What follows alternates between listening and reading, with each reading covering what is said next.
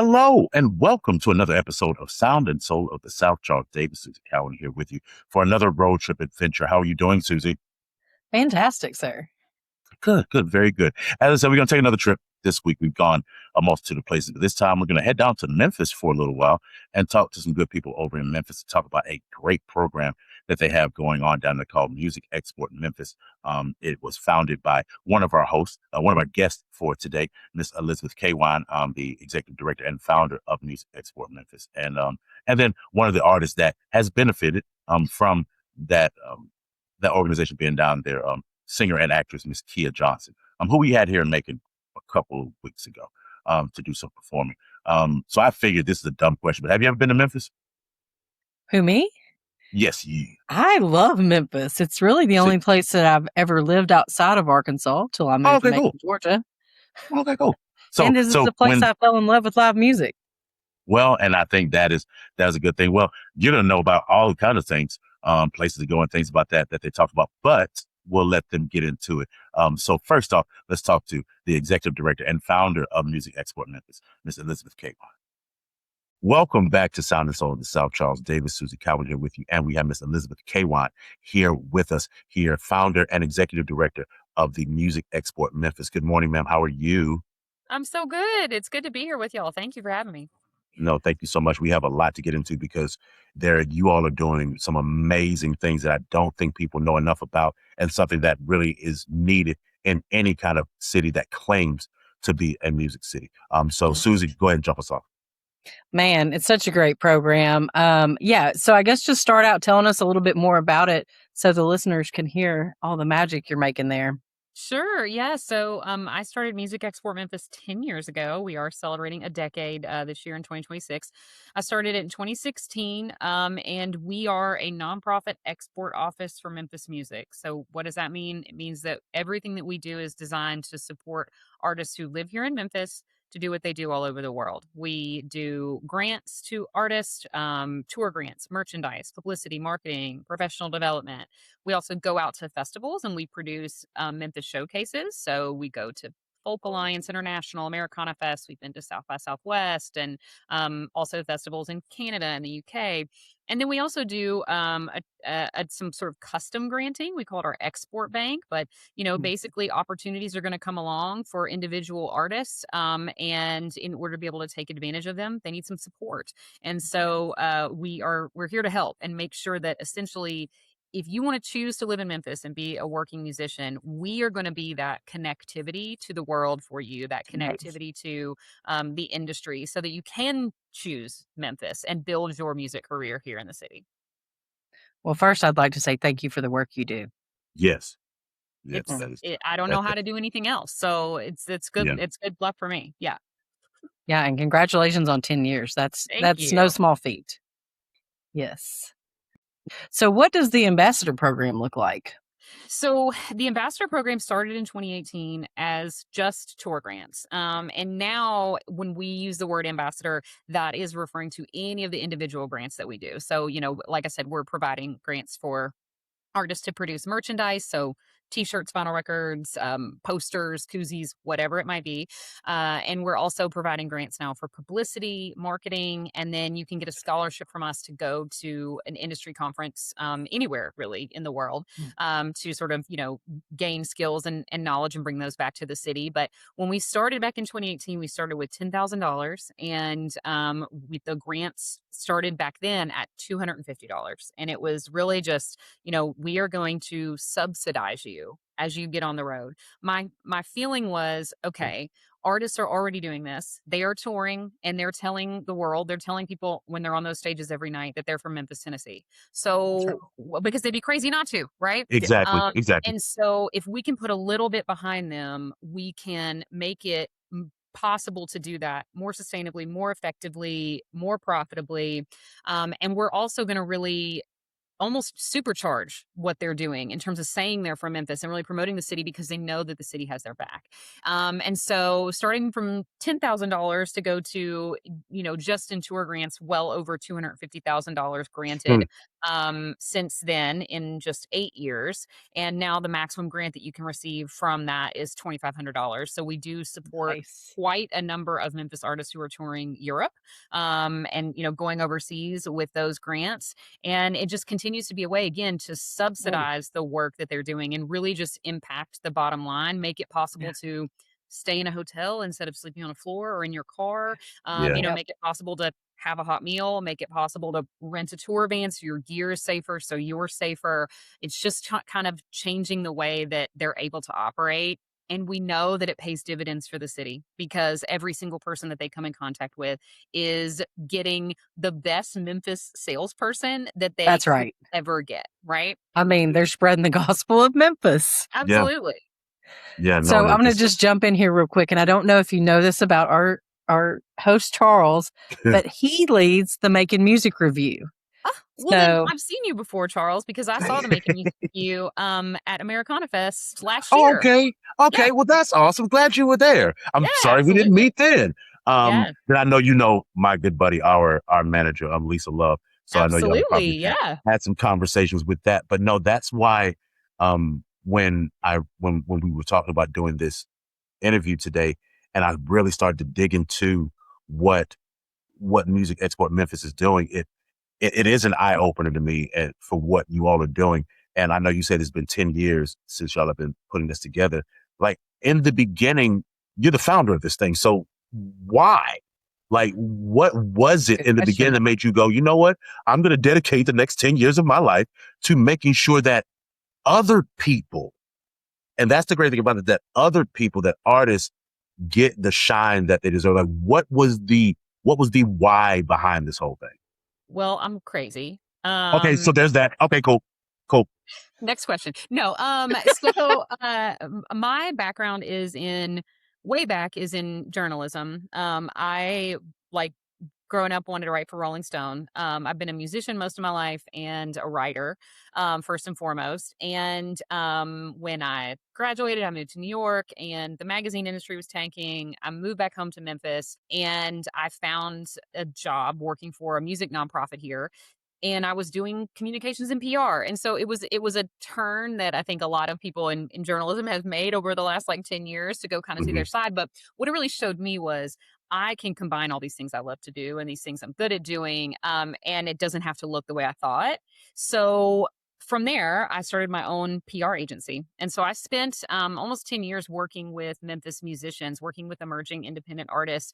And I was their publicist, but because I was almost always the only member of their team, I was anything and everything I could be. Yeah. I, just believed in these artists and their talent, and I was going to show up. I mean, I ended up tour managing, business managing, being a booking agent, like you name it. I did it all. And what that meant was that I was going out into the world and I was traveling myself and I was seeing that Memphis wasn't showing up in certain places where we could be. I saw other cities showing up, not always doing it very well. And I Yeah. felt like I had a really clear vision for how we could show up. Mhm. And the thing that was different for me is that this world that I lived in working with these independent artists, I saw very clearly what it needed to look like so that it could be meaningful for them, but Mm. also drive benefit for the city. And that part is really important because I think that Mhm. you can go and throw a big party anywhere and feature musicians and you can make a big splash. But is that really impactful for them? What are they getting out of it? How are we getting them in front of industry? How are we growing their careers as part of this? So Mhm. I really saw both of those pieces of the puzzle so clearly. And I thought, okay, this is something that I can build. I know how to do this. And I was a very interested at that time in international music export work and just Hmm. getting inspired Yes. by Canada, the UK, Germany, other European countries that were doing a lot of really interesting music export. And to me, it was just like, well, this is all the same. I'm helping an artist who lives here in my place. My place is a city, not a country, but Yeah. I'm helping you stay here, by connecting you with all these opportunities everywhere else. And I know that in doing that, you're going to promote this place better than anything else could. It's the That's right. exact same ethos, right, of the international export model, but we've just scaled it down for Yeah. Memphis. And I knew that it could work and that I could build it. It's funny to get to this point in my career, and a lot of people that I come in contact with now have no idea that I'm a musician or have been a musician for a really Yeah. long time. But I was never going to go pro. That was never it. You know, I was a serviceable clarinet player for some 15 years of my life. And I've done some singing and I've done some guitar playing a little bit here and there. That was never going to be it. Right. So instead I'm like, this is it for me. Like, Yeah. this is how my brain works. This is what I know how to do well. And I'm always going to be that person behind the scenes who's helping to push things forward. But it's, you know, it's how I bring my passion for music every day. No, Man, that is such a great story. yeah, no, because I don't think people really recognize sometimes that there are different avenues in this music game. And I think with you having the experience of being a musician, you have a different look at it than somebody who is just completely outside of it, coming into it just from the business aspect of it, or things like that.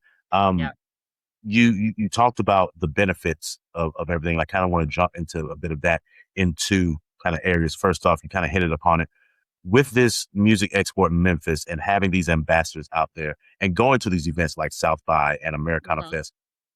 Talk about the effect that it has on the Memphis community with you all doing things like that. What does that benefit look like?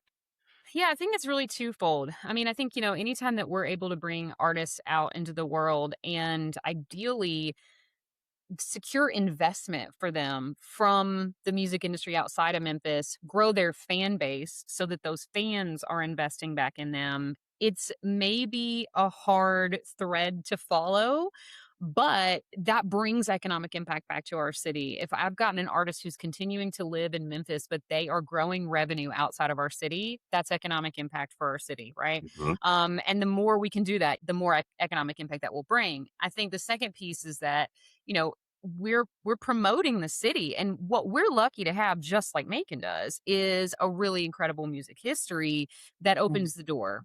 And so, you know, I think about our Americana Fest party first and foremost, right? Particularly because when you're Americana Fest, for those who don't know, is this festival in Nashville. It's focused on roots in Americana music.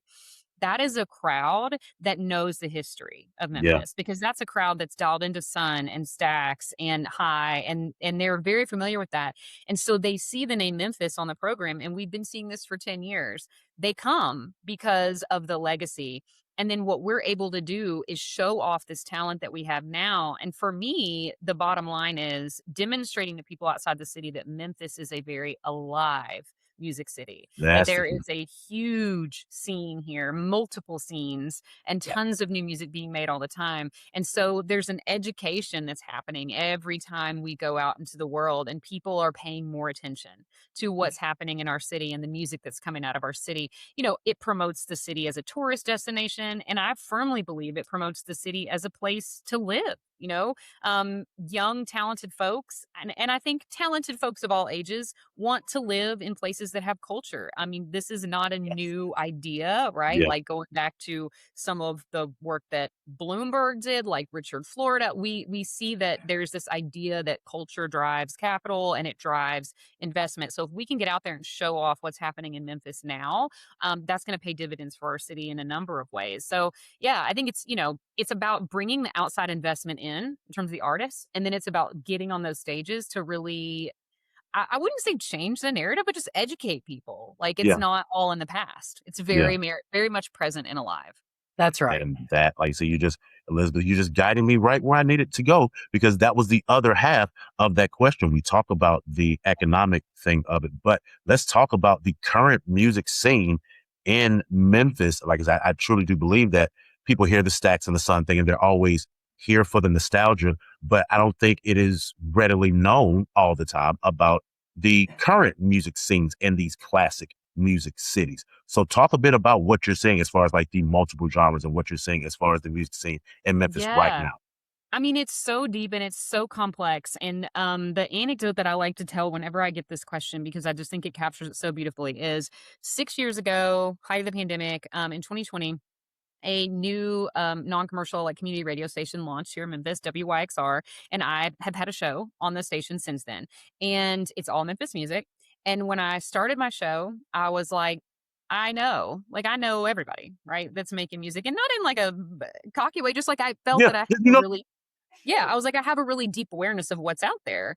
And I wish now that I'd kept actual count, but the number of new artists, new bands that I've discovered through hosting that show is for sure in the hundreds. For mm, sure.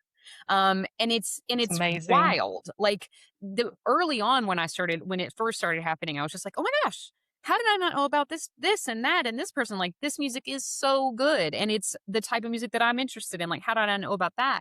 And now 6 years in, I'm just like, of course yeah, there's all sorts of stuff I don't know about. Like there's just there because ultimately there are so many micro scenes and there's, punk and like Yep. noise rock and electronica. We have a really growing, amazing DJ scene that is doing very cool stuff. And like collaborating and hosting events. And that's been really amazing to see. Obviously, the Americana roots stuff is thriving. Hip hop, neo soul, pop, like we have every bit of it. wow, And I just think like for somebody like me who had worked in music at that point for, what, 10 years I'd been working in music in the city, to just discover a font of stuff that I had no idea existed, that should tell you right there, like how yeah, deep it is. yeah. No, that's That's so that's cool. great to hear that is the case, and it's because once again, 10 years when you see you're seeing the fruits of the labor. To me, where artists are like, no, I don't have to leave here to Absolutely. make my life Yeah. as a musician. And 6 years later, look at the ecosystem that you all have created there that have allowed them to do those. How do people listen to that radio station to hear more Oh, Memphis music? I would love for you to listen to it. WYXR.org. My show is on at 1 p.m. on Tuesdays. It's called Straight from the Source. You can also listen to archived episodes online anytime, WYXR.org. Or if you're in the Memphis area, 91.7 FM on your radio dial. So, couple other things that I want to hit upon because, like I said, just everything that you all have been doing. I saw two very cool things. Can we talk about this whole Liverpool experience Oh, that you sure. all created? Yeah. Because I think that is very cool. And then I wanted to touch upon this aspect of the export where you all have this cohort that you all have created as well. So I was wondering if you would hit upon those two things. Yeah. So the Liverpool project was this really cool sort of creative exchange that we did back in 2017. And we are actively working to bring that back for a second, at least one, a second iteration. But we had two songwriters that were selected from each city, and they sort of all four gathered in Memphis for 4 or 5 days. And then a couple weeks later, all four were together in Liverpool, did some songwriting and collaboration sessions in historic spaces in both cities, worked with mentors in both cities. Frankly, my favorite was the very first space that they wrote together in Memphis was actually in Sam Phillips' office, which is at Sam Wow. Phillips Recording Service, not at Sun. So it's at Sam Phillips Recording Service, which he opened after. And it has largely been untouched since Sam was using it in the 80s, and it Mhm. is incredible. You're not allowed to actually take pictures in there. It's just a really, really cool space. And it was the song, I think that they would all agree, the song that they wrote, and it was the very first song that they wrote together. And we're talking about all of the artists and their mentors, 8 people writing together, which is crazy, Yeah. but it was the best. It was hands down the best thing they wrote. And it's just like a testament to being in these magical spaces that are just, imbued with this cool energy. But we're working to bring Memphis and Liverpool back again. So I'm hopeful that like soon we'll be able to share more about that. And then the cohort that you mentioned, I love talking about this. This is, I think, the future of our work. The program is called Ambassador Access. The idea is that we are building the export readiness so that they can go and apply for those ambassador grants that we provide. Essentially, back in 2020, 2021, we looked at the demographics of our ambassador tour grants, and it was mostly white men. And Mhm. the reality is these are folks who have better access to resources, better access to sort of like tour networks that they can follow, and also they have more financial risk tolerance. Touring is inherently really financially risky. And so we said, okay, well, what can we do to fix that? So we built this program, and it deeply overinvests in 3 artists each year, artists of color, LGBTQI plus artists, and women identifying artists who have traditionally been under resourced. And we are taking them through a deep curriculum, really building their knowledge and building their readiness to tour. And we also take them on a tour. We book and pay for a tour that they go on so that they can have that experience with no risk. And they go out on the road together in the summer. We actually just finished their tour. They were across Arkansas, Kentucky, Tennessee, and then at the close of the program, they put together a grant proposal, and they can get $5,000 from us each to execute on that. And obviously, we hope that touring is going to be a big piece of that. But Yeah. what's interesting and what we've really learned is that through this program, they're really building the next phase of their career, and frankly their whole vision for their career. And Yeah. for many of them that will include touring, but some of them go on that tour that we book in the summer, and they're like, you know what, I don't actually think that's for me. I think I'm gonna think about my business model differently, Mhm. which is just as valuable, right? We need to Yes, have it those is. experiences too. But I'm obsessed with that program. It is it's so powerful, and I think the ripple effect that it will have, we'll be looking back, 10 years from now and seeing all the artists that have come through that and how it's changed really the face of who is touring from Memphis. Yeah, yeah, no, once again, another great part of this entire So great. program. So there's one question that we normally like to ask everybody that comes on the show. And for you, you have a show called Straight from the Source. So I think the information we're going to get from you is going to be good. If somebody had, I don't know, 72 hours to spend in Memphis, where would you send them? How many meals are they comfortable eating in one day? Is Yes, usually a the answer is question. yes. The answer is just That yes. I ask So, everybody because I'm okay. like, I'm gonna feed you. I'm gonna feed you over and over and over again. No, I think the Stax Museum is a can't miss. It's one of my favorite museum experiences anywhere in the world. Period. It's a really incredible storytelling. The Stax story itself is a real intersection of music and civil rights history. I think that's a must. The National Civil Rights Museum, which actually just recently opened a whole new wing, is incredible, very powerful. I'm lucky enough to have grown up in Memphis. I went on field trips to the Civil Rights Museum when I was a kid. But I would set aside several of your 72 hours to make sure that you can really take in the National Civil Rights Museum. Those are going to be two biggies. I think the Sun Studio Tour is also a ton of fun. And then I would say get some live music too. And one of my favorite spots to go to is Bar D KTC. It's in Cooper Young. It's a super small spot, but the vibes are immaculate. It's really fun. They make great cocktails, and I love to see bands there. And of course, you can't miss, Beale Street. Like lots of cities around the world, so many cities around the world wish they had a Beale Street. And there's so much history there, and it's still right there in the heart of downtown. So Yeah. I think you got to check that out too. And then you need to eat as much barbecue as you can from as many different places. And just like I'll tell you where to get where you got to go for ribs, where you got to go for pulled pork, everything else. And also we have really amazing craft beer. And I'm a big beer drinker, so definitely try all the craft breweries. So come to Memphis, basically, is Yeah. If it weren't for anything else, all the things you just said is a must do to yes. come to Memphis. Once again, thank you for creating what you create.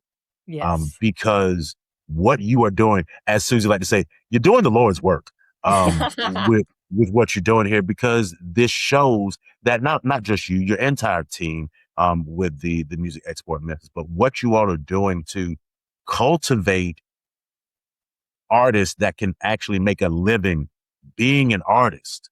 Yeah. And sometimes that's not sustainable in other situations. But what you all have created down there, not only to sustain the artists that are doing what they're doing right now, but creating new talent to be able to go into the music business and realize it is a business as well. And to go into it with the knowledge that you all are giving them is absolutely phenomenal. So, Elizabeth K-Wan, thank you so much for doing this interview, and thank you for everything that you all are doing to Thank y'all cultivate so the much music for scene in having Memphis. me.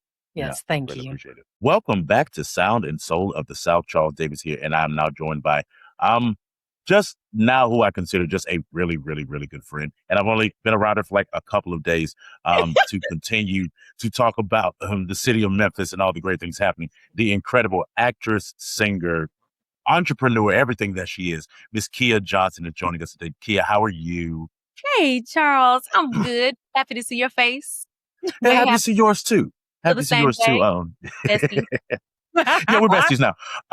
Before we get into the main part of this interview, like I said, we'll talk about why me and Keia seem so regular and casual right now. Keia was here in Macon with us a little while ago for with the Macon Music Review, the band that I lead, and we were doing a Macon and Memphis mashup, a connection of those two great cities. And Keia was so great to come down here and perform. And she set my city on fire. I don't think they want to hear me sing anymore. I think they Stop want to it. hear Keia sing all Stop the time. it. Stop it. They love us together. That's what they love. Yeah, they do. Yeah, they do. Yeah, they do. So as you said last time I saw you, when you say like you stuck with us now, you can't get That's rid it. of us. So That's it. there's that. But let's talk about why I feel and a lot of other people feel that you are the way that you are. So let's start at the beginning. You are a military kid as well, correct? I am. Yeah, They yeah. call us army So brats. okay, see, I was an Air Force brat, so there's Yeah. that. Talk about growing up in that environment because you've lived around the world growing up as a kid, right? Yeah, I did. And I always say that I appreciate it more now than I did then. Because it was a lot of moving. My dad, I'm the oldest. I have two younger brothers, but when I Okay, was coming up, he was at the height of his career. So that meant a okay. lot of moving, a lot of different jobs, climbing up the ladder. So it was difficult. I feel like it wasn't no felt like I was always the new kid. Yeah, Um, always. Yeah, I get that. Always, yeah. I didn't have a chance to really plant deep roots and have friends that I've known since kindergarten. That was never my story. I can't even remember Yeah, all of my teachers because I went to so many different places. So that was a little bit challenging, but it made us a very close and tight knit family. I'm very close to my family. We all live in Memphis now, and okay. I leaned on music a lot because that was my one constant. My father sung; he and I sung together. Okay, awesome. Went to church every Sunday, so music, church, and family was always the consistent growing up. So it definitely shaped, who I am today. Yeah, okay. So now random question because you say things that always makes me trigger questions. What's your favorite song to sing with your dad? There's this song, it's called The Potter's House. Um, Mm, and it's an old song, but I believe it's James Bignon, um, or Bingham, but it mhm. was a song we sang together. And that's one of my favorite songs to sing with him, The Potter's House. Yeah, no, it's a great song. If you haven't heard it before, it is. It's a phenomenal, phenomenal song. As you said, music being the one constant in your life, the thing that was always there. Like, what were you listening to at that time? What were you digging into? That was since music was your comfort at that place. What were you kind of digging into at that point? Oh, absolutely. My very first talent competition I sang, which most young girls did, I Believe the Children Are Our Future by Whitney Houston. Like Okay, that was the okay, go-to talent show yeah. song. Mm. But I She's sitting right on love my shoulder, so you got to say it. listen. I love Whitney. I've always Yeah. loved Whitney. I can't remember my first introduction to her. I just remember she was always a part of my life. Between her, Claire Huxtable, and my mom, they were like the holy trinity of Black women who I thought were gorgeous. I'm serious. You're speaking to my soul right now. You know that kid because it was the same way. For us, Yeah, it was Whitney, Claire yeah, Huxtable, maybe a little yeah. bit of Della Reese, A and then little that was bit. that. And that was that. Yeah, yeah. It is so funny that I say Claire Huxtable and not and not Felicia Rashad, but y'all know what I mean. Still, Um, exactly. So that's definitely who I was listening to outside of Yolanda Adams, of course, coming up in church. Those were the women, which makes sense to me. They always sang the Mhm, melody, like tried and true. Then mhm. a little bit later on, I got into Celine Dion, then Mary J. Blige, and so then it kind of got into a little bit, Yeah, a little yeah. of some other things. I love Alanis Morissette. Mint Condition is my Mhm. favorite band. Come on now. So like I started to get into some eclectic stuff. But yeah, Whitney is where it started. Full stop. Yeah. Well, no, I think that's the case for a lot of people. I mean, Yeah. when you look at singers, you want to emulate, and as we talked about when we had dinner and you came to town, you always want to emulate people in the very beginning, but then you find out who you are vocally and who Yes. you are as an artist through Right. that. But there's always those touchstones. There's always Mhm. those poignant ones. That's like, okay, Mhm. I start here. Yeah. I'll move left or right, but I will always start I here. will always love you. Huh? See, don't do that. Don't do that because she bring up old stuff and she ought not be doing that. She ought not be doing that. But I digress, people. We're gonna continue. No, that's great, and I can definitely tell. And this is a question I figure as well.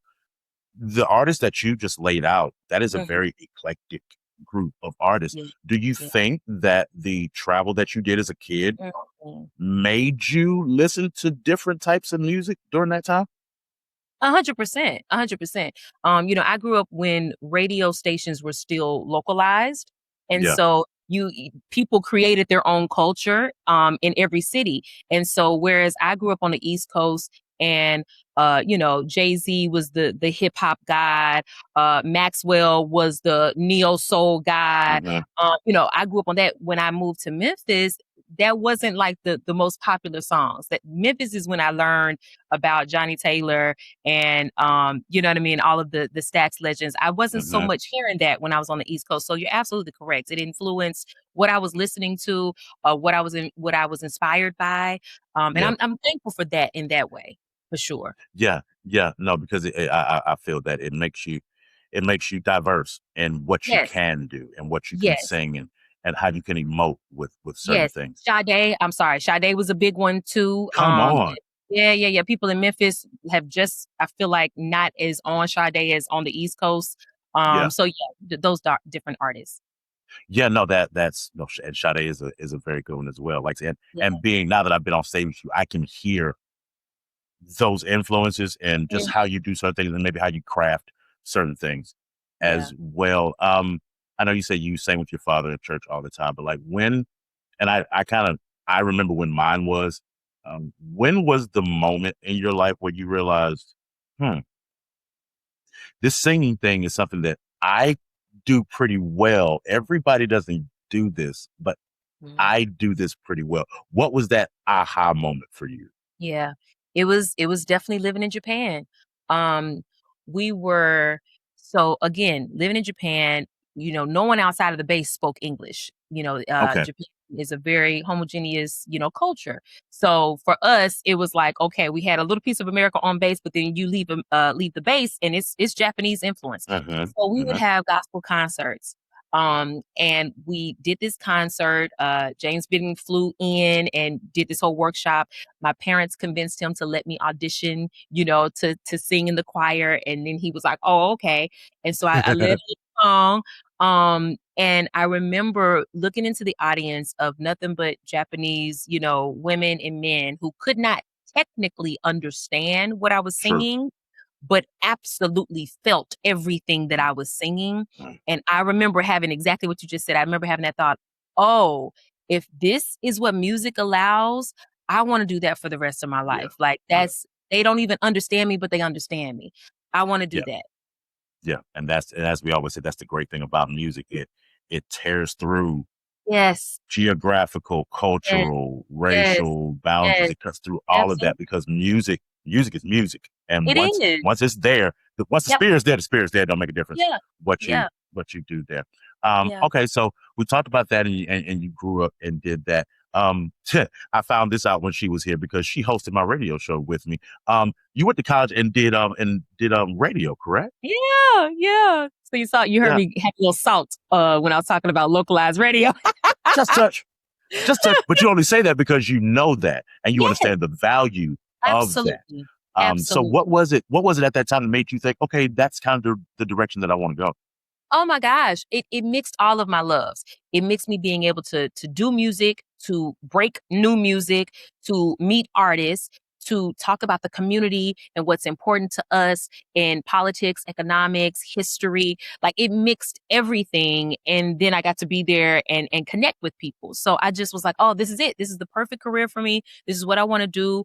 Want to stay connected to my community, but also be connected to music. And it was the perfect intersection of that.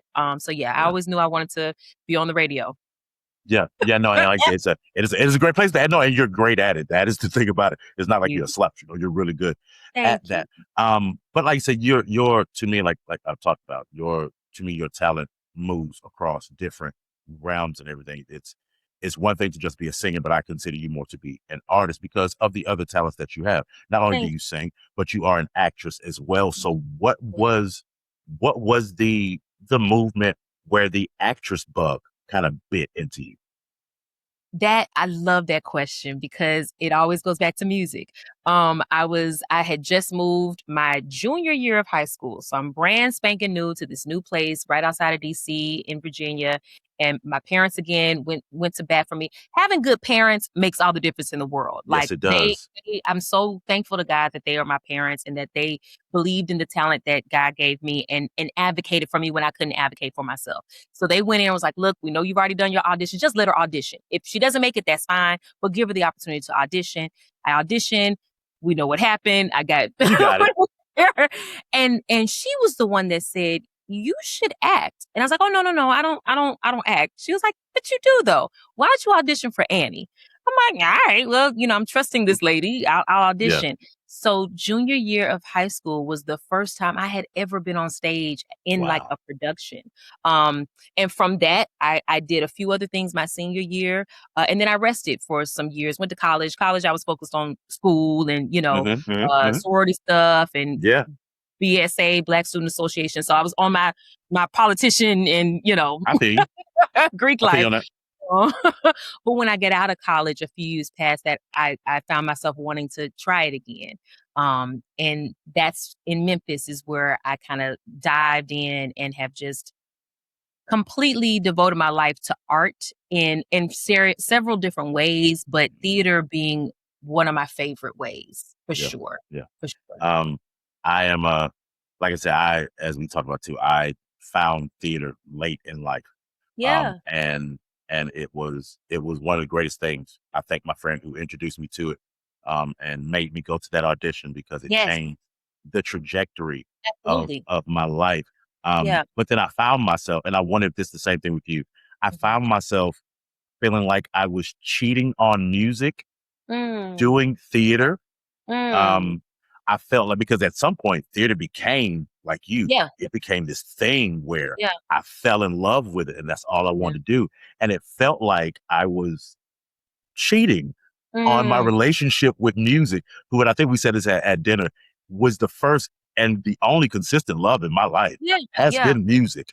And Has so it been felt like I was cheating on that a little bit by I get doing theater. Do you feel like you've had to balance the two things, um, your music career and your theater career?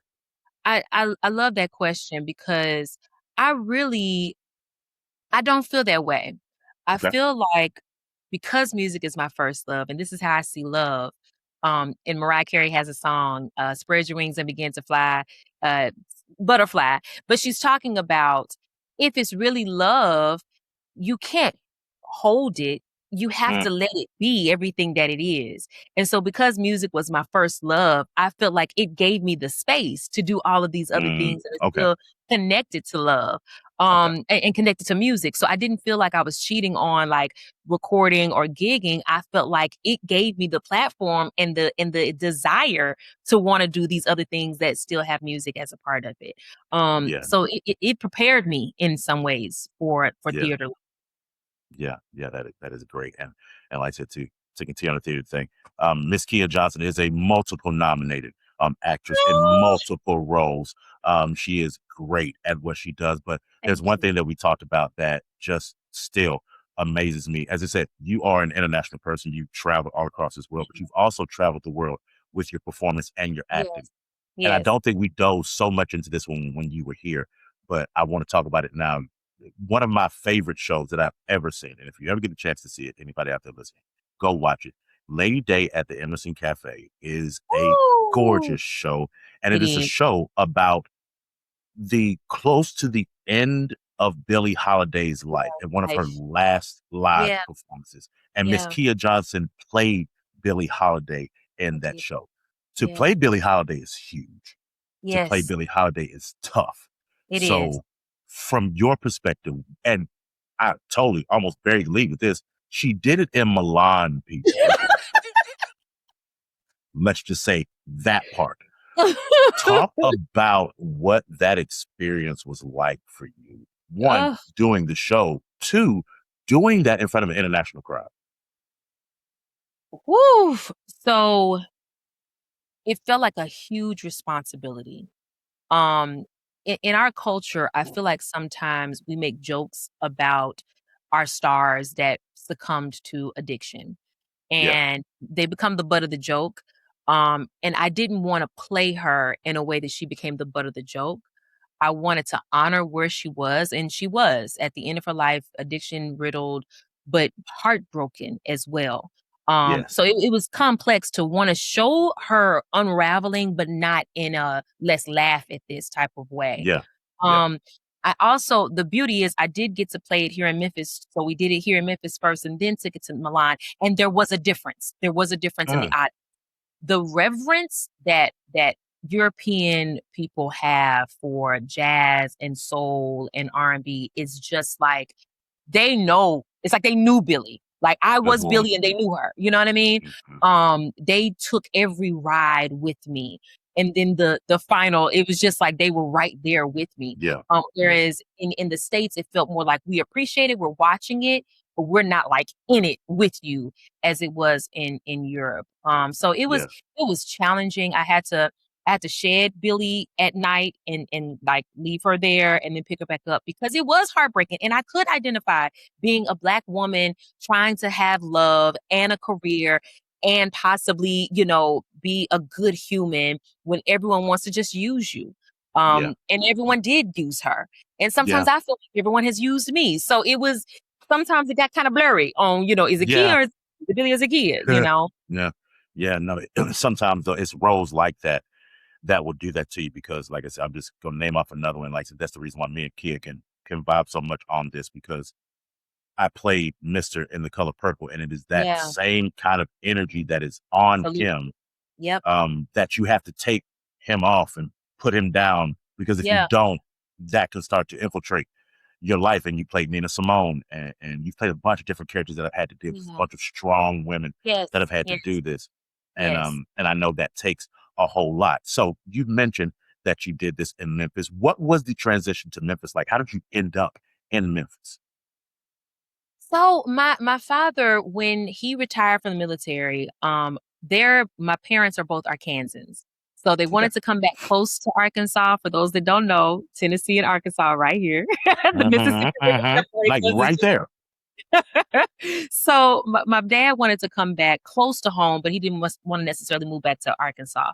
So Memphis had always been a city that we'd always visited. It was close, beautiful Black city that had all of this music and soul and food and culture. And he just thought it'd be a great place for us to land. And because of him, when I finished college, this is where I came. Didn't know that I was going to stay here and like make it my home. It's just, that's where my parents were. And like I said, we were close. So I came where they were. But it changed my life. And I don't say that flippantly. It literally changed my life. It changed my perspective of what was possible with music, of the resilience of a people.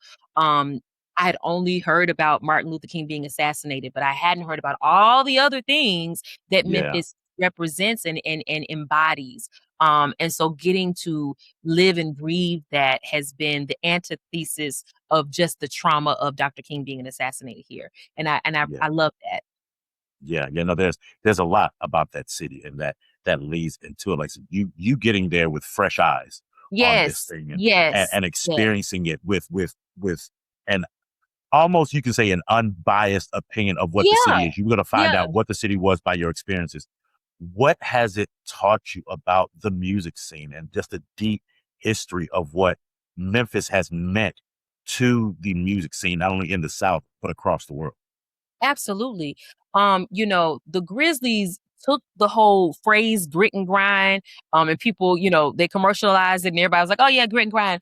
But there is something very visceral about that phrase. If you get on stage and you don't grit and give it some grind, the audience gonna look at you like, yeah, what are you doing? Like, what are you doing? Like, it's literally a part of life. You have to show that you got skin in the game for people to give you the respect. And so I liked that. I liked that it wasn't just given, no shade to LA, but I feel like LA is a really glossy, shiny toy. And, as long as it's shiny, everyone is impressed.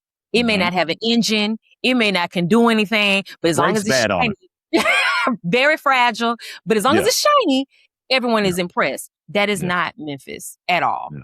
Yeah. And I like that. Yeah. No, and that's gonna make you.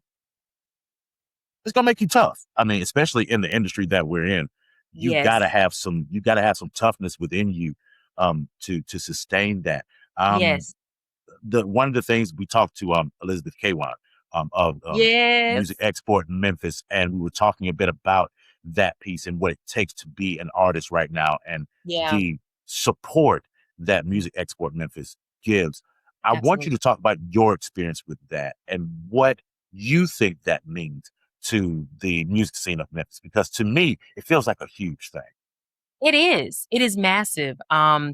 When COVID happened, they were able to support artists by, you could apply for grants. Even before that, if you were an independent artist, because we have to remember, right? Now, big labels aren't bankrolling artists, No, they're especially not. independent artists, right? They're So not. you're doing all of these things yourself. You're having to record, you're having to write, you're having to get the studio time, you're having to think about the marketing, you're having to plan the tour, you're having and you're doing it all yourself. And what MEM does and did was say, okay, we want to supplement some of that in some capacity. If you've done all of this work, let us at least help you with the merchandise grant, to help Yeah. you get merch, let Yeah. us at least Yeah. help you with a tour budget to help you get from city to city, right? Let us at least put you in contact with some people and some venues. That is a huge win for independent artists. And then as well as tools on how to copyright and how to the split sheets and just the education of it all, because it is a music business, like the That part, business. Keia. You know what I mean? And a lot of people just don't think about it. I like to sing. I'm gonna just do my thing. Okay, well, Cool. okay, that's a Let me know choice. how that works for you. Yeah, I want to have a career. I don't want to just sing. I want to have a career. Yeah. So anyway, so Elizabeth, the way she thought and approached it, which I always will believe is brilliant. It's a nonprofit so that everyone can feel that they have access to it, as well as it is artist focused. It's not big business focused. It's artist focused. So every time they're constantly reassessing, what does the artist need? The industry has changed. The world has changed. How do we adapt?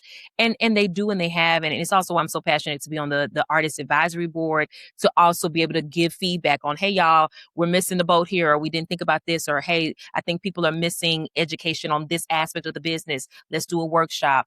They're always thinking about the artist.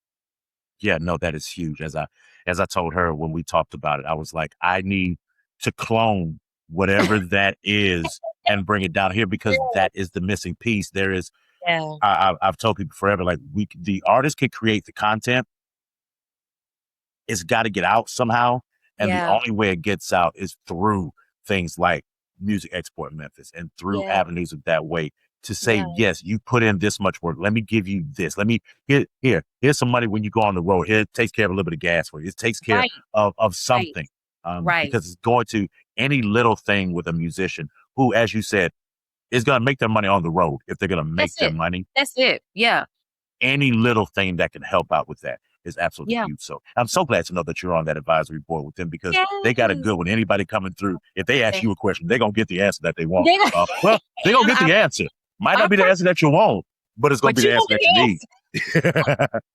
I know that part. So like I said, I could sit here and talk to Keia for like hours, because there's still things that we've got to get. We haven't even gotten into how much she's a foodie and all of those things, but we're not going to get there. We had dinner. It's a whole thing. My thing that we ask everybody who has been on Sound and Soul is this question. So, Miss Memphis, if somebody was to come through for 72 hours, coming through for the weekend, where would you send them to eat? Where would you send them to hear live music? Where would you send them, period, if they wanted to come and get a Memphis experience? I should have prepared. I'm just saying. There's so many food places. If you want Italian, Venice Kitchen. If you want authentic Mexican, Tacos and Nangas. If you want barbecue, either either Central Barbecue, I love their nachos, but then Okay. who's my people? Because when you said barbecue, I'm like, okay, this is a really important part here. The barbecue in Memphis. Yeah, who you going to? I gotta find, I can't think of her name. So Central Barbecue is like the chain restaurant, but there's another mom and pop restaurant. I have to send it to you. But they're not a chain restaurant. Everyone likes Rendezvous, a little bit expensive, not my favorite. And then for dessert, there is Sweet Noshings. When I tell you, I have a list. If you want, She does. Asian cuisine, petals of peony. Okay. Yeah, like breweries. Okay, If you like beer, Ghost River Brewery, which is also where I perform at. They I have won't say shout them out. Yes, they have great sound and experience, and it just feels so like at home, a huge playground that adults and kids alike can play on, as well as the brewery. Great beer there. So Ghost River Brewery, of course, BB King's is the iconic BB King's on Beale Street. If you want to hear that on a Monday night, Love is where it's at. If you love R&B and you want to hear that, absolute current vibe, Love is where it's at on Monday nights and Thursday nights. So yeah, like it's a lot. It's a lot. Yeah. No, Civil Rights Museum. You got to go to the Civil Rights Museum. Like that's a full stop. Do not pass go unless you go there. Okay. All right. Yeah, I have. I don't think I said this to you while we were at dinner. I've never set one foot in Memphis in my entire life. I've been saving it for a reason. I think the Lord might have done it. I think it's because I want to do it in the right way. And see, the look on her face has me scared already, people. When I come through, you got to be the one to take me through. Because like I said, I want to experience it. I know there's some stuff that's going to be heavy that I got to deal with. Because I got to go by Lorraine. I got to go by the Civil Rights Museum. Like I got to go do that. But then I want to experience Memphis for all the other things that is great for it as well. Charles, we're going to tear the city up. Look, let's see, here's the thing about it. You know how to tow mine up while you were down here, so it just only feels right that I come down there and I might have to do a little singing and just things. But Keia, I've said this to you before and I'll say it again. First off, for everything that you were doing, being on that advisory board for Music Export Memphis and being able to give the knowledge that you have to not only the future generations, the current people who are going through and trying to make a life out of this music thing. Absolutely. First off, thank you for doing that and sharing your knowledge with that. But also, thank you for just being the person that you are. The way you approach this thing and the way you look at it is beautiful because everything ain't sunny, everything ain't pretty. Right. But as we said at dinner, when you ask for it, what do you do with it? When it's given to you, what do you do with it? And ma'am, everything that he has given you, you are using it to the best of your ability. So thank you for being who you are. And thank you for being on the show. I greatly appreciate you. Absolutely. Thank you for having me. Thank you for being who you are. So gracious, so talented, so kind. Thank you for being who you are. I appreciate you. Okay. Well, that concludes another episode of Sound and Soul of the South. It was great talking to Elizabeth and Keia. Keia ran off so many different places to go in Memphis to eat that I don't know how I'm not going to gain weight when I go down there. And if you were paying attention, the look in her eyes when I said I've never been to Memphis, she's scheming something and I'm a little bit afraid. I really am. But Music Export Memphis is just an amazing program. And I think you heard it when me and Susie were talking to Elizabeth. That is something that is needed in multiple towns around the country. Absolutely. I mean, it's such a fantastic program that we all could take notes, all the cities that are music cities, but to support the musicians, to support the artists. It's such an important piece of the puzzle that is missing in a lot of our cities. I think that we could all take some notes from Memphis Export. Yeah. So it's a great thing. And we want to thank Music Export Memphis for partnering with us on this episode of the show. We'll take another road trip here in a little while, so don't fret. We will be back with that. But always go to streamthecreek.com and check out all the other podcasts that we have there to offer you. And with that being said, I'm Charles Davis. That is Miss Susie Cawein. And until next time, we'll see you. Be safe. Sound and Soul of the South is a podcast by Creek Media, hosted by Charles Davis and Susie Cawein. This show is produced and edited by Charles Davis. Follow us on social media at Stream the Creek. Engage with us. Like, subscribe, share with a friend. Be sure to stream this and more podcasts you may love at streamthecreek.com.